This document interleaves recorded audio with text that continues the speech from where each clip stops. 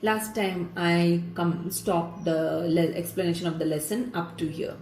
Now let me continue. But there were no other streets around the new house, no one strolling along or rushing around, and definitely no shops or fruit and vegetable stalls. So here, but there were no other streets. So here in the new place, this is the reference given to the new place. Bruno says there wasn't any street. Fine.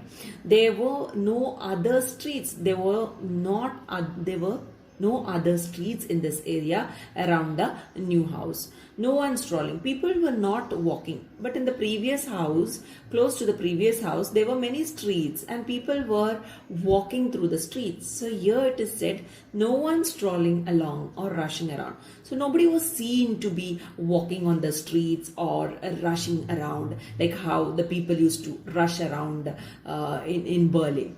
And definitely no shops or fruit and vegetable stalls. And so far, after coming to the new place, he have not seen any shops, any fruit stall or any vegetable stall nearby.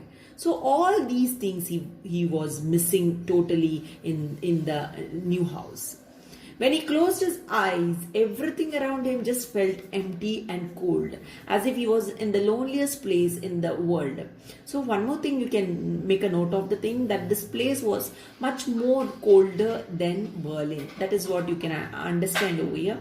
So the boy says, Bruno says, when he closed his eyes, so it is said by the author over here, reference given by the author, when he closed his eyes. Now who closed his eyes? Bruno, reference is given to Bruno. When Bruno closed his eyes, everything around him just felt empty. When the little boy closed his eyes, everything around he seemed to be empty, totally empty, and it was cold. Only the coldness he felt, nothing else. So everything was empty. Everything was empty in the sense he didn't see any people around. He didn't see any shop around, nor any vegetable stall or fruit stall around. So everything was empty, deserted, barren place it was. This is what it was. It is shown over here.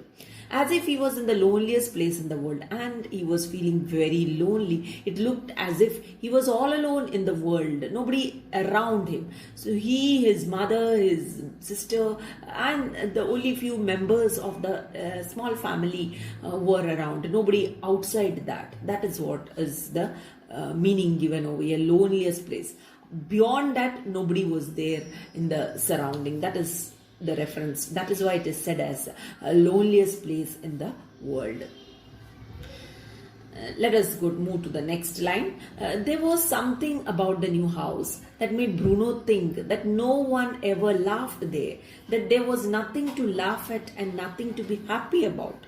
So this is what so far he has noted in the new house. In the new house, Bruno, the little boy, has noted one thing, that nobody laughed over here. And there wasn't any reason also to laugh at. There wasn't any reason to laugh at and nothing to be happy about. You know, when you have a house, in the house, you feel that you would like to be reserved within your family members.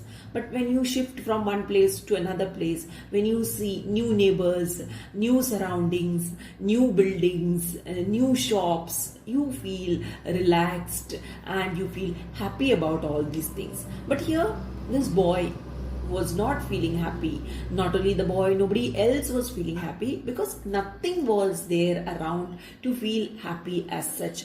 No people, no shops, no stalls, nothing. That is the main reason why it is said over here that nobody ever laughed. So there is nothing to be laughed at. Whom to laugh at? Laugh at your own self, smile at your own self, or smile at the same members in the family. So there wasn't anything to enjoy as such. Let us move to the next line. I think this was a bad idea, said Bruno. A few hours after they arrived, while Maria was unpacking his suitcases upstairs.